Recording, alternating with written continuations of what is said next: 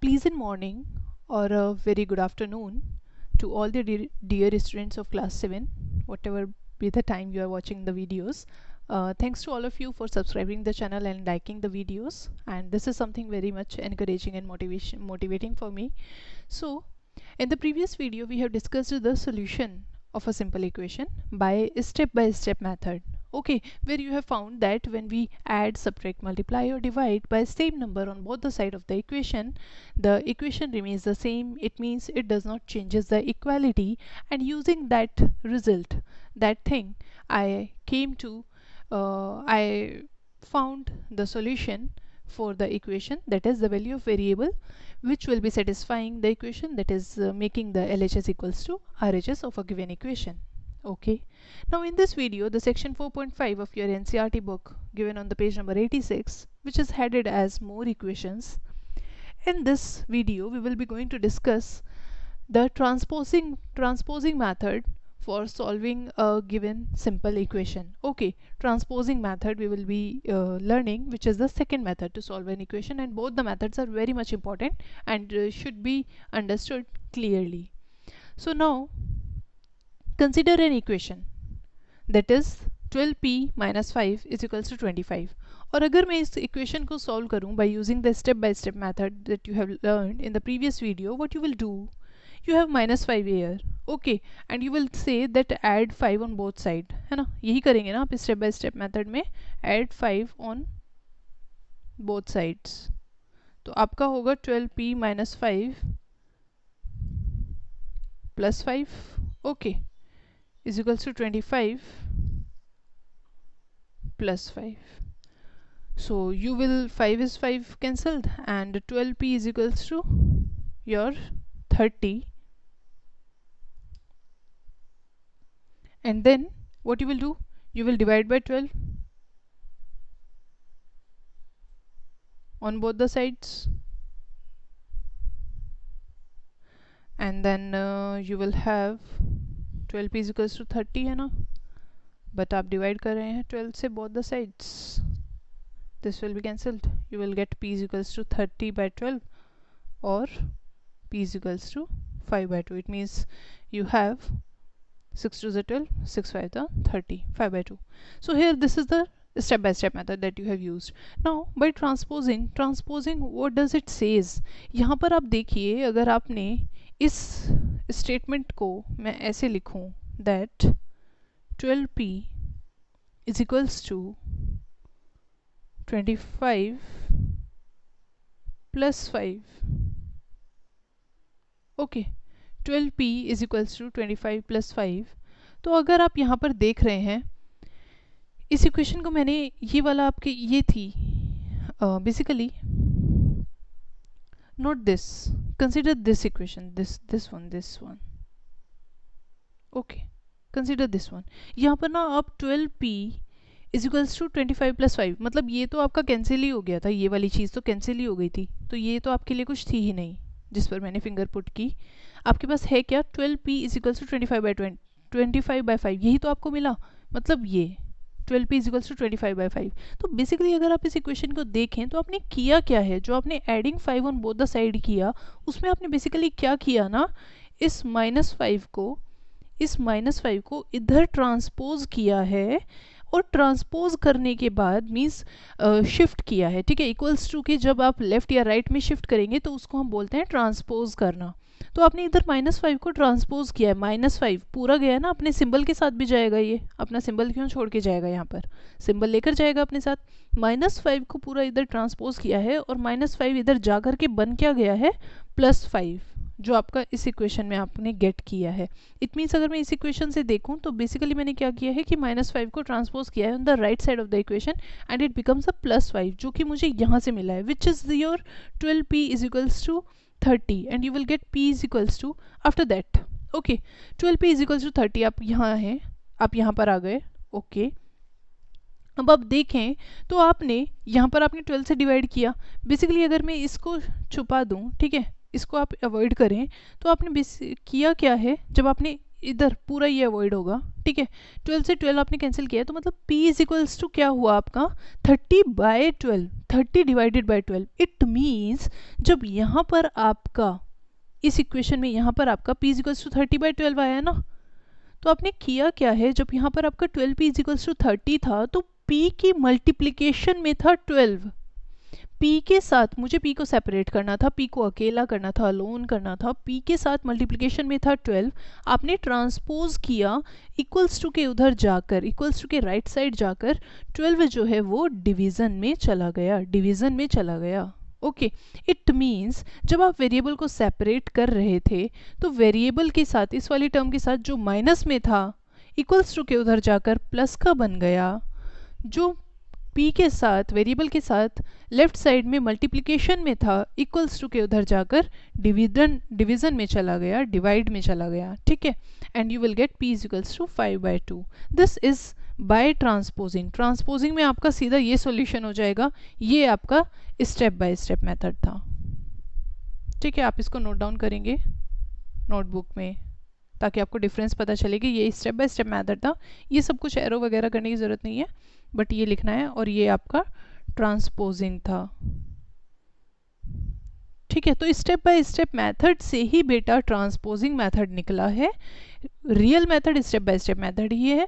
Transposing बस हमारी calculation को फास्ट करता है, क्योंकि हमने यहाँ से ये रिजल्ट निकाल दिया है कि जो माइनस का होता है इक्वल्स टू के उधर ट्रांसपोज होके आपका एडिशन चला जाता है, जब आप प्लस को ट्रांसपोज करते हैं वो सब्ट्रैक्शन हो जाता है, जब आप डिवीज़न को ट्रांसपोज करते हैं वो मल्टीप्लिकेशन बन जाती है, और जब आप मल्टीप्लिकेशन में ट्रांसपोज करते हैं, मल्टीप्लिकेशन वाली चीज़ को ट्रांसपोज करते हैं तो वो डिवीज़न हो जाती है। और ट्रांसपोज करते हैं आप क्यों? क्योंकि आपको वेरिएबल को सेपरेट करना है, वेरिएबल को अलोन करना है, तो आप वेरिएबल के रेस्पेक्ट में रिलेशन देखते हैं दूसरे नंबर का, कि वो उसके साथ मल्टीप्लिकेशन में है या वो उसके साथ डिवीज़न में है वेरिएबल के साथ, या नंबर वेरिएबल के साथ एडिशन में है, या नंबर वेरिएबल के साथ सब्ट्रैक्शन में है। उसी के अकॉर्डिंगली आप ट्रांसपोज करते हैं और ये फॉर्म हो जाता है, ठीक है।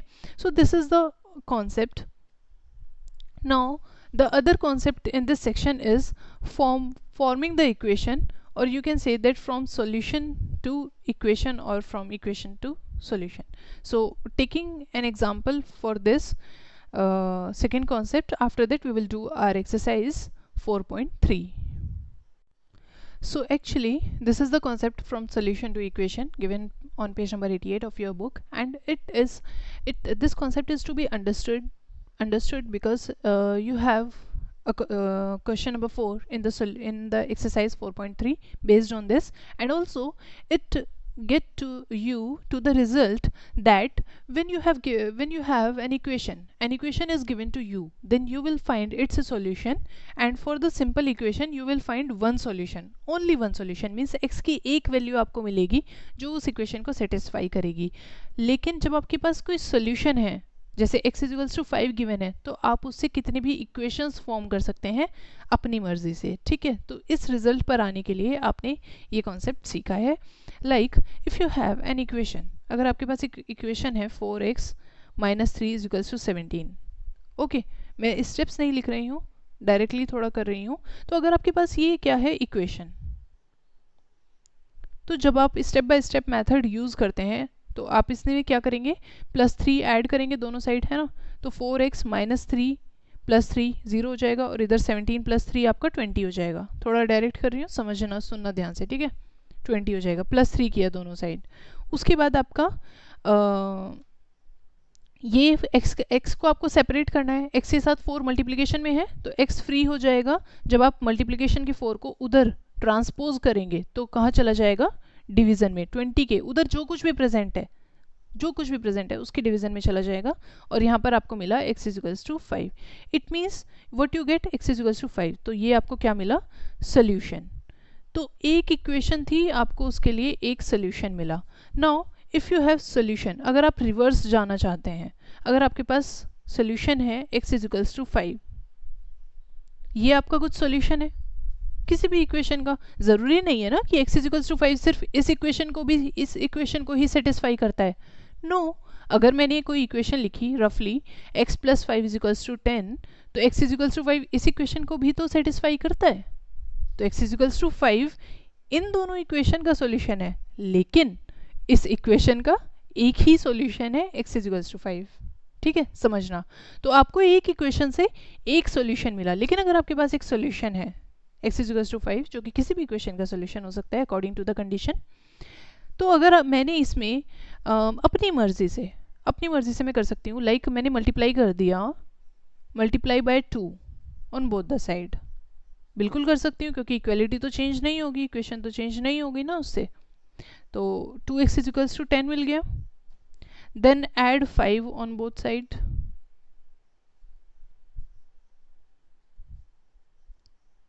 ठीक है। तो 2x + 5 = 10 + 5 कितना हो जाएगा इधर 15, ये मिल गया। मतलब कि मुझे ये सॉल्यूशन था, ये मुझे क्या मिली, इक्वेशन, ठीक है। अब इसी सॉल्यूशन से x = 5 एक सॉल्यूशन है, ओके, यू नो सॉल्यूशन है। अब मेरा मन किया है कि मैं मल्टीप्लाई बाय 5 कर दूं ऑन बोथ साइड, तो आपको क्या मिलेगा, 5x = 25, है ना। इस इक्वेशन में मैंने मल्टीप्लाई किया, उसके बाद 5x = 25, यही बस, इससे आगे मैं नहीं करना चाहती। तो ये क्या बन गया आपका, एक इक्वेशन, ठीक है। तो कहने का मतलब ये कि x = 5, इस सॉल्यूशन से आपने एक इक्वेशन, आपको ये मिली, इसी सॉल्यूशन से आपको एक इक्वेशन ये मिली। इट मीन्स आप एक गिवन सॉल्यूशन से 2 इक्वेशंस बना पाए, कुछ भी उसमें मल्टीप्लाई ऐड सब्ट्रैक्ट करके ऑन बोथ द साइड। लेकिन जब आपके पास एक इक्वेशन गिवन थी, तो उससे आपको 1 सॉल्यूशन ही मिला उसका, ठीक है। तो इक्वेशन से 1 सॉल्यूशन मिला, एक सिंपल इक्वेशन से एक सॉल्यूशन मिलेगा। लेकिन अगर एक सॉल्यूशन आपके पास x = 5 था, तो उससे आपने 2 इक्वेशंस भी फॉर्म कर लिए, और आप 2 से ज़्यादा भी कर सकते हैं following this method. Like here in the question number 4, you can see question number 4 of the exercise 4.3 of yours. Okay, this is exercise 4.3. Question number 4. Here you can see clearly. Construct 3 equations starting with x = 2. तो इसमें आपको करना क्या है, मैंने यहाँ पर x = 5 से स्टार्ट करके 2 इक्वेशंस फॉर्म की ना, आपको x = 2 से स्टार्ट करके सिमिलर तरीके से ही 3 इक्वेशन फॉर्म करनी है। x = 2 से स्टार्ट करके आप ऐसे ही करेंगे, बोथ द साइड्स करेंगे, ठीक है। x = -2 से स्टार्ट करके अगेन आपको कंस्ट्रक्ट 3 इक्वेशंस करनी है, और ये क्वेश्चन आपके एग्जाम में भी आ सकता है, तो you must be clear about that. Now question number 1, solve the following equations. Question number 2 is also solve the following equations, and question number 3 is also solve the following equations. I will be taking two parts from each question, and other parts you will be solving yourself. In the case of doubt, just ask me on the group. Okay. So moving toward our exercise 4.3, I will be solving question number 1, A part, C part, and G part for you. Just understand the concept.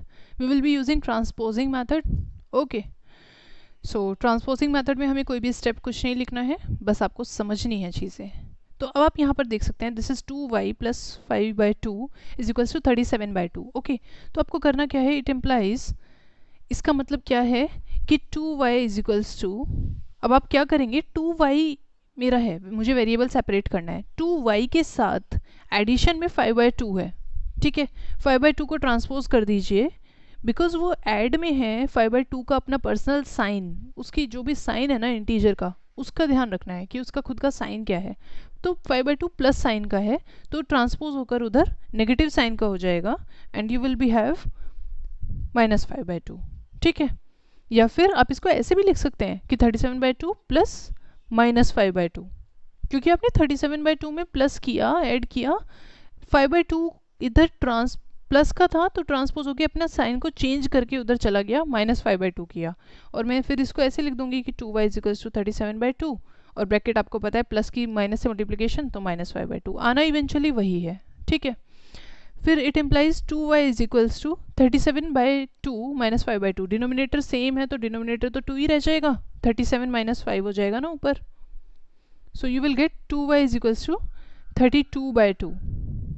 Okay, और it implies, अब y को मुझे separate करना है, y के साथ multiplication में 2 है, इक्वल्स टू के उधर ट्रांसपोज करिए तो कहाँ चला जाएगा, डिवीजन में। It means y = 32/2 multiply by 2, है ना।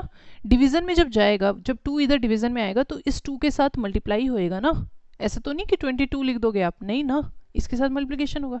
तो it implies y is equals to 32 by 4, 4 8 जा 32, तो y is equals to 8 is the solution. Okay, थोड़ा स्पेस कम रह गया बच्चे, इस पे ध्यान देना। Now taking C part, it will be your again using transposing it, a by 5 के साथ एडिशन में 3 है, उधर जाकर सब्ट्रैक्शन में चला जाएगा 2 minus 3। Okay, then it implies a by 5 is equals to 2 minus 3, what you will get, subtraction of integers में -1। now a के साथ डिवीजन में 5 है, a को मुझे सेपरेट करना है, a के साथ रिलेशन देखना है आपको दूसरे नंबर का कि क्या है, और उसको ध्यान में रखकर ट्रांसपोज करना है। a के साथ डिवीजन में 5 है, तो उधर 5 मल्टीप्लिकेशन में चला जाएगा -1 के साथ, इस तरीके से। ठीक है, दो सिंबल, दो ऑपरेशंस को एक साथ नहीं लिखते, मतलब प्लस माइनस ऐसे नहीं लिखेंगे, plus sorry multiply and negative ऐसे नहीं लिखेंगे, इट मीन्स नेगेटिव वाला ब्रैकेट में होना ज़रूरी है। ठीक है, so it implies a is equals to 5 के साथ -1 की multiplication -5, this is the solution. Okay, now g part, question number 1, again what you will have, 7m is equals to 13, इधर 19/2 प्लस का है, 7m के साथ क्या रिलेशन है, प्लस है, इधर जाकर के आपका ट्रांसपोज हो गया 19/2 माइनस हो गया, it implies 7m is equals to, अब आपका यहाँ पर क्या करेंगे, आप एलसीएम लेंगे बेसिकली ना, फ्रैक्शंस का आपका एडिशन सब्ट्रैक्शन आ गया, तो यहाँ पर 2 हो जाएगा। अब 1 2 ज़ा 2 है ना, 1 से डिवाइड करते हैं 2 को, क्वेश्चन 2 आया, 2 से मल्टीप्लाई करते हैं फिर न्यूमरेटर को, बहुत बार समझाया हुआ है आपको ये। सो 2 13 ज़ा 26 माइनस 2 1 ज़ा 2, 1 की मल्टीप्लिकेशन 19 के साथ, it implies 7m is equals to 7/2। Okay, 26 minus 19 is 7/2, 7/2, it implies, अब से m के साथ 7 मल्टीप्लिकेशन में है, तो m को जब मैं फ्री करूंगी तो 7/2 इधर जाकर के डिवीजन में चला जाएगा, या आप इसको, ठीक है, ये आपका 7 डिवीजन में गया, you will get 1/2, so m is equals to 1/2 is your answer. Now question number 2 is again your solve the following equations. I will be taking two parts, A part and D part. So A part में आप देखिए तो basically आप कर क्या रहे हैं ना, आपका डिस्ट्रीब्यूटिव प्रॉपर्टी जैसे ये दिखाई दे रहा होगा आपको, मतलब आपके ब्रैकेट के बाहर एक नंबर की मल्टीप्लिकेशन हो रही है, it means this is what, this is distribution of multiplication over addition ना, when something is written like this, you have brackets, और इसको सॉल्व करने का तरीका क्या है आपका, that this outside number is multiplied with each and every number and this sign is conserved. Okay, ये साइन ऐसे ही आएगा आपका, तो 2 की मल्टीप्लिकेशन x के साथ होगी, you will gate 2x plus 2 की मल्टीप्लिकेशन 4 के साथ, 2 4 ज़ा 8 इज इक्वल्स टू 12, ये आपका आ गया। नाउ 2x के साथ ये 8 एडिशन में है, इक्वल्स टू के उधर ट्रांसपोज कीजिए, -8 हो गया, it implies 2x is equals to, this is 12 minus 8 is 4, it implies x is equals to 4/2, x को फ्री किया, इधर मल्टीप्लिकेशन में था ना 2, तो उधर जाकर डिवीजन में हो गया, you will gate 2 is the answer. Okay, now taking D part, similarly बस क्या है कि -4 है, तो -4 है तो -4 की मल्टीप्लिकेशन 2 के साथ हो रही है ना, प्लस -4 की मल्टीप्लिकेशन, ये साइन प्लस वाला प्लस ही आएगा, -4 की मल्टीप्लिकेशन x के साथ हो रही है, तो मैंने ब्रैकेट का यूज करना है ज़रूरी। ओके, 34, अब यहाँ पर इट इम्प्लाइज ये क्या आएगा रिजल्ट इसका, -8, और इसका रिजल्ट -4x आएगा, प्लस माइनस के 4x ऐसे ही आएगा ना, इज इक्वल्स टू 34, क्योंकि 4 की x के साथ मल्टीप्लिकेशन होगी तो क्या मिलेगा 4x, इट इम्प्लाइज -8, अब ये ब्रैकेट जब ओपन होगी तो प्लस की मल्टीप्लिकेशन नेगेटिव के साथ है ना, it is your -4x is equals to 34, and here it implies -4x इधर ही रह जाएगा, 8 इधर नेगेटिव है, ठीक है, 8 इधर नेगेटिव है, 8 इधर नेगेटिव है, तो उधर जाकर के पॉजिटिव 8 हो जाएगा, 8 34 प्लस 8 हो गया, 8 का साइन चेंज हो जाएगा, नेगेटिव से माइनस से प्लस हो गया, -4x is equals to your 42। Okay, 42, now it implies x is equals to 42 divided by -4, है ना, क्योंकि x के साथ मल्टीप्लिकेशन में क्या है -4, उधर जाकर के डिवीजन में चला गया। लेकिन आपको पता है कि फ्रैक्शन में या रेशनल नंबर या आपके नंबर्स जो होते हैं नेगेटिव आप p बाई क्यू फॉर्म में नंबर है तो आप नेगेटिव कभी डिनोमिनेटर में नहीं लिखते, नेगेटिव ऊपर लिखा जाता है न्यूमरेटर में. तो you will have, it implies x is equals to -42/4 और आप इसको सॉल्व करेंगे तो 2 2 ज़ा 4, 21 ज़ा, so x is equals to -21/2 is your answer. Likewise you can do the other parts. The question number 3 is also same, and you will just solve the brackets and just transpose the numbers and you will get the solution. Okay, so this is all for this video, class 7. I hope the exercise 4.3 and the concept is much clear to you. Complete your work, be regular in your learning, be punctual in your classes, and stay happy and stay safe at home. Thanks for watching the videos. And please share and subscribe the channel so that the videos will be available for you in the future also. Whenever you want to repeat any chapter, you can see that from the playlist that I have made, and the other students will also get the benefit for this. Thank you, class.